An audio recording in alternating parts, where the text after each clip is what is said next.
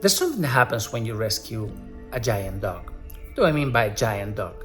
One of these massive breeds, mastiffs, amazing dogs, super strong, but at the same time, really, really kind, really slow, really calm. We have rescued many of those. It all started back in Turkey, 16, 17 years ago, what seems like a lifetime away. In Turkey, the national dog is a Kangal, a Mastiff, a Molossus kind of breed that they use to protect the livestock in central Anatolia. Those are amazing, proud, fierce dogs that won't hesitate to fight against a pack of wolves if necessary. Beautiful dogs. Somehow those dogs end up neglected and abandoned, and we used to rescue many of those. In theory, the Kangal is the national breed, so these dogs are protected by Turkish law. In practice, they are one of the most neglected and abused dogs I have ever seen. We rescued many of those dogs, and I noticed something, because they were so huge. There's something very, it's like if they were human in a way. When you look at a dog that is 50, 60 kilos, 150 pounds, there's something that draws you towards him. This is why the case that we are currently having, this is why the dog that I'm trying to save right now, Electra, is so special to me. The first time I saw her, I was shocked because I could see one of these giant dogs waiting to be rescued. But at the same time, I could see that she was nowhere near her potential. She was nowhere near what she should be. She was barely 20 kilos, like 40 pounds. It took us months of treatment. It took us months of feeding her well, giving her drugs against leishmaniasis, the disease that is really, really damaging her. And it's this disease that has caused the situation that Electra is on right now. Malnourished, internal organs affected, and blind. Why was Electra blind? She was so sick, so malnourished, that her eyes had dried up, literally. At some point, the ophthalmologist suggested that we should actually nucleate the eyes, take them out. Instead of doing that, we gave her time, we fed her, we treated her, and I tell you, her progress has been absolutely unbelievable.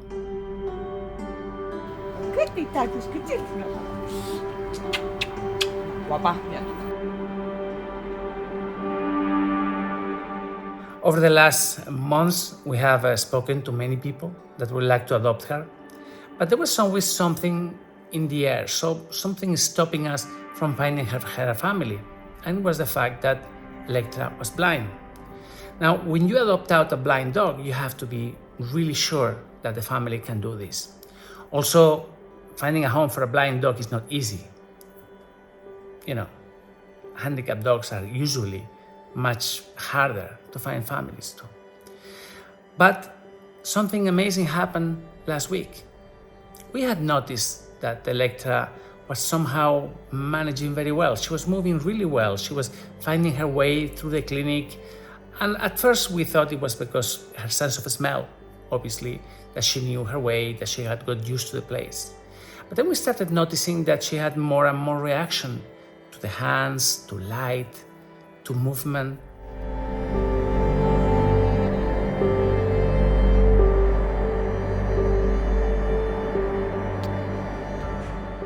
And then we took her to the ophthalmologist.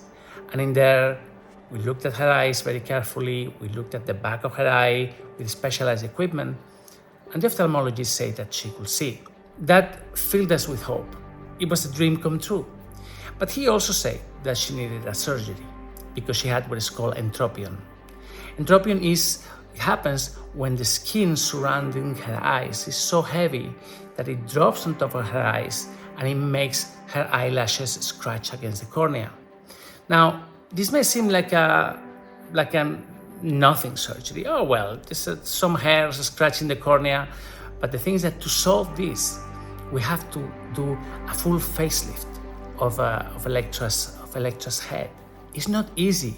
There's so much skin, there's so much excess skin in her skull that we really need to go into surgery and we need to fix this.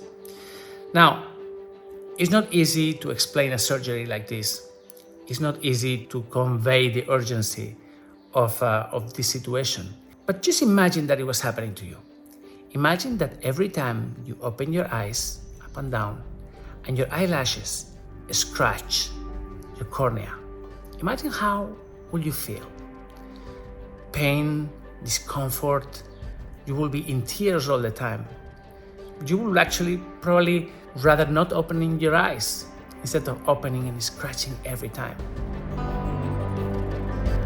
And this is the challenge that we're facing here right now. This is why on yesterday's video, I tried to explain it as best as I could. Help us make a blind dog see again. But somehow the message didn't get through.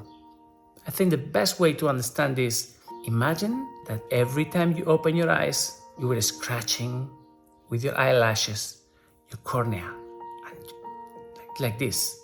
So right now, we have Electra, a wonderful dog that's fully recovered from a really complicated condition, a dog that we thought she was blind, and now it turns out that she has recovered her eyesight because of treatment, and that is just that little thing to make her life completely different. This is why I'm here today, to explain you what the problem is. Electra can't see. Electra will be able to see again, but she just needs a push from us, a little push. The surgery is kind of complex because there's so much skin and it's so heavy. It's a full facelift that we have to do. But just think of this as a cosmetic surgery, a necessary cosmetic surgery for a dog whose life is going to change completely if we do this well. So please, if you can, today is the last time I'm going to ask about help for this surgery because we need it. Please, if you can, donate. Help us pay for this surgery. Help us achieve this. I'm counting on you. Please donate. Help me save Electra. Thank you.